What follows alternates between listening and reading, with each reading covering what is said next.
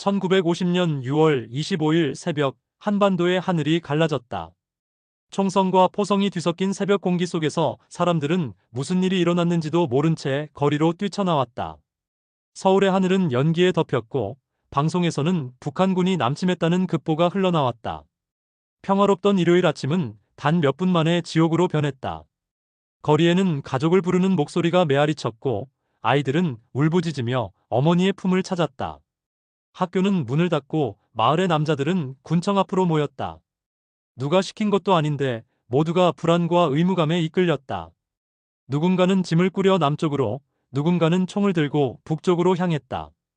그렇게 나라의 운명이 바람처럼 흔들리던 그날, 나는 17의 학생이었다. 교복 단추가 반짝이던 그 시절, 나는 세상이 이렇게 무너질 줄 몰랐다. 교과서 속 전쟁은 언제나 먼 나라의 이야기였다.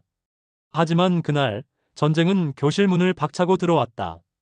운동장에서 들리던 종소리는 포성에 묻혔고 친구들의 웃음은 순식간에 비명으로 바뀌었다. 어디로 가야 하나? 사람들은 묻기만 했고 아무도 대답하지 못했다. 기차역은 피란민으로 가득 찼다. 아이를 등에 업은 어머니, 노인을 부축한 손, 서로 헤어지는 가족의 울음이 플랫폼을 메웠다. 나는 그들 사이에서 멍하니 서 있었다. 두려웠지만 이상하게도 마음 한켠이 뜨거웠다. 나라가 무너지면 우리도 없다. 그 단순한 생각이 내 발을 움직였다. 교복을 입은 채로 나는 군인들이 모이는 쪽으로 걸었다. 어머니의 손이 내 옷자락을 붙잡았지만 나는 그 손을 천천히 떼어냈다. 아직 어린 나였지만 그때의 나는 누군가의 아들이기보다 한 사람의 국민이고 싶었다. 그날 새벽 서울을 뒤덮은 연기 냄새와 사이렌 소리, 그리고 어머니의 떨리는 목소리를 나는 아직도 잊지 못한다. 그것이 내 인생의 첫 번째 전투였고 모든 청춘이 빛 대신 총을 들어야 했던 시대의 시작이었다. 전쟁이 시작된 지 며칠째 마을은 텅 비었다. 아버지는 이미 징집되었고 어머니는 밤새 쌀자루를 꺼내 피란 짐을 싸고 계셨다. 하지만 내 마음은 남쪽으로 도망치기보다 이 땅에 남아야겠다는 생각으로 가득했다. 이대로 숨어버리면 친구들도 나라의 이름도 사라질 것 같았다. 학교 운동장에는 이미 몇몇 학생이 모여 있었다. 선생님은 눈이 빨갰다. 너희는 아직 학생이다. 총이 아니라 펜을 잡아야 한다. 하지만 그 말이 우리를 붙잡지 못했다.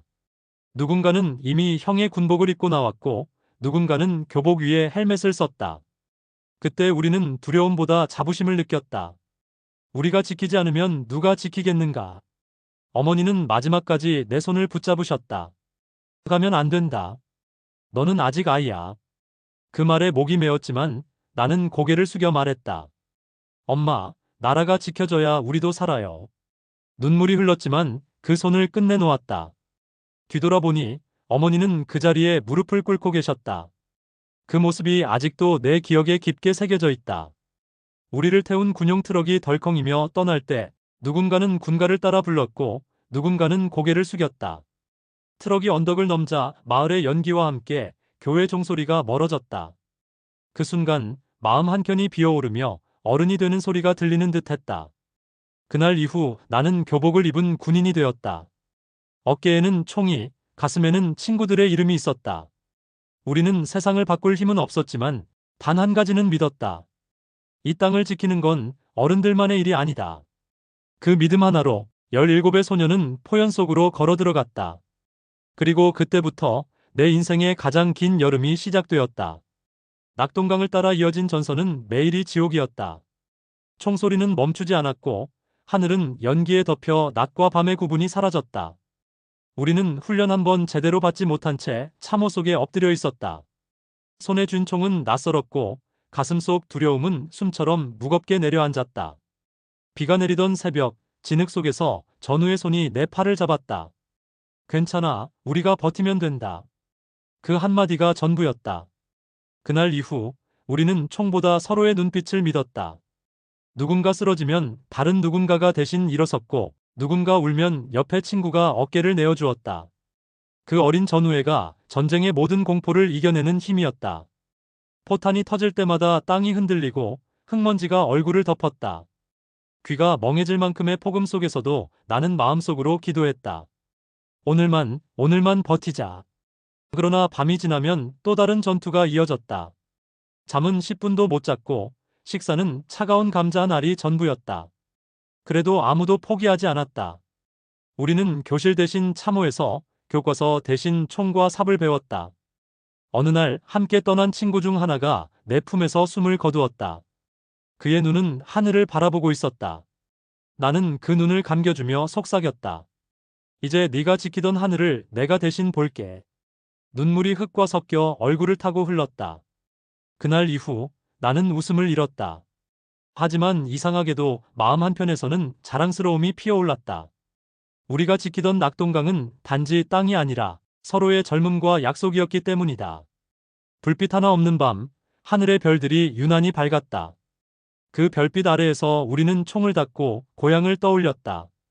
전쟁이 끝나면 다시 학교에 가자. 그 약속은 전우들 사이의 유일한 희망이었다. 그러나 그 약속이 모두에게 지켜지지는 않았다. 전투가 끝나고 낙동강 언덕에는 고요만 남았다. 불길이 꺼진 자리마다 친구들의 군화가 흩어져 있었다. 나는 그 옆에 앉아 아무 말도 할 수 없었다. 그날 새벽까지 함께 웃던 얼굴들이 흙 속에 잠들어 있었기 때문이다. 다시 학교로 돌아가자.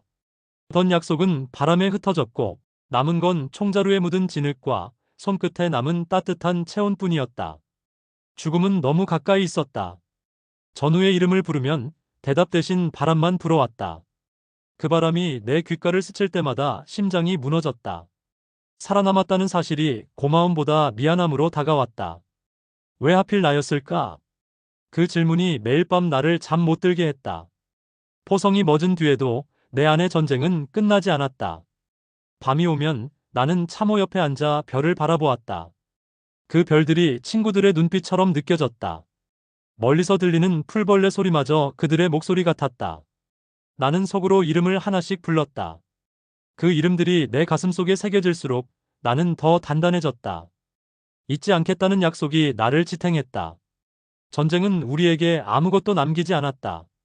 그러나 한 가지는 남겼다. 서로를 위해 흘린 눈물, 그리고 삶을 향한 의지. 그것이 우리가 다시 걸어갈 수 있게 한 힘이었다. 아침이 밝아올 때 나는 친구들의 군화를 모아 한쪽에 놓았다. 그리고 조용히 속삭였다. 이제 그만 쉬어. 너희 목까지 내가 살아서 기억할게. 햇살이 전선 위를 비추며 천천히 번져갔다.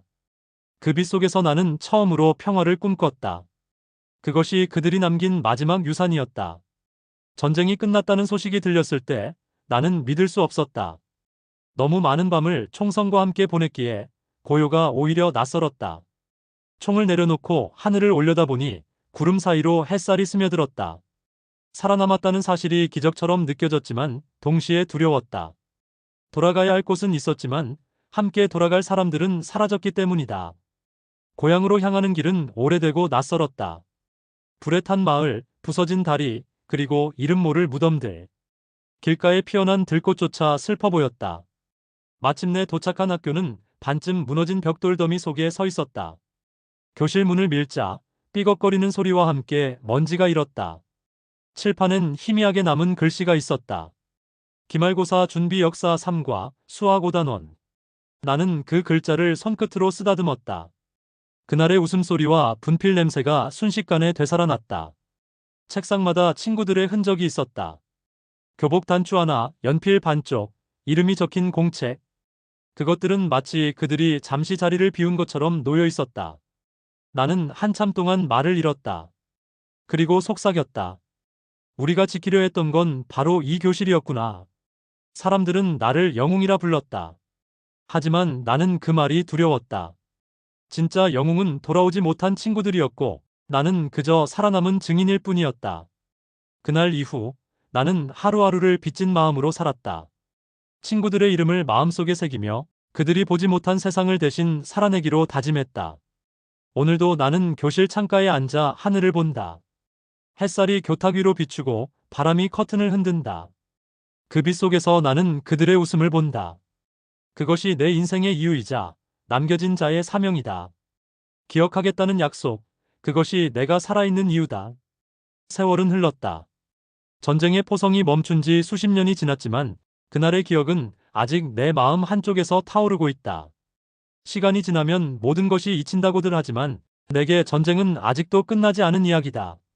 총 대신 지팡이를 쥐고 사는 지금도 밤이면 낙동강 언덕의 바람소리가 귓가를 스친다. 젊은 세대가 웃으며 거리를 걷는 모습을 볼 때면 가슴이 먹먹해진다. 우리가 그토록 지키고 싶었던 것은 바로 이런 평범한 하루였다. 어린아이의 웃음, 친구와의 대화, 따뜻한 밤 냄새와 가족의 저녁 식탁. 그 모든 평화가 얼마나 귀한 것인지 우리는 너무 늦게 배웠다. 현충원에 들를 때면 나는 묘비마다 이름을 천천히 읽는다. 그 이름들은 내 청춘의 일부이자 이 땅의 자유를 지탱한 별들이다. 기억이 곧 평화다. 나는 그 문장을 마음속에 새긴 채 살아간다. 누군가 우리의 희생을 기억해준다면 전우들의 죽음은 헛되지 않을 것이다. 이제 나는 전쟁의 이야기를 들려주는 노인이 되었다. 아이들이 내 말을 귀 기울여 들을 때면 그들의 눈동자 속에 새로운 희망이 보인다. 나는 말한다. 평화는 멀리 있는 것이 아니다. 서로를 이해하고 미움을 멈추는 순간부터 시작된다. 햇살이 다시 교실 창을 비추고 바람이 태극기를 흔든다. 그 빛 속에서 나는 친구들의 얼굴을 본다. 그들은 여전히 웃고 있다. 그리고 나는 속삭인다. 이제야 알겠어. 우리가 지키려 했던 건 바로 사랑이었구나. 시청해주셔서 감사합니다. 구독과 좋아요는 영상 제작에 큰 힘이 됩니다.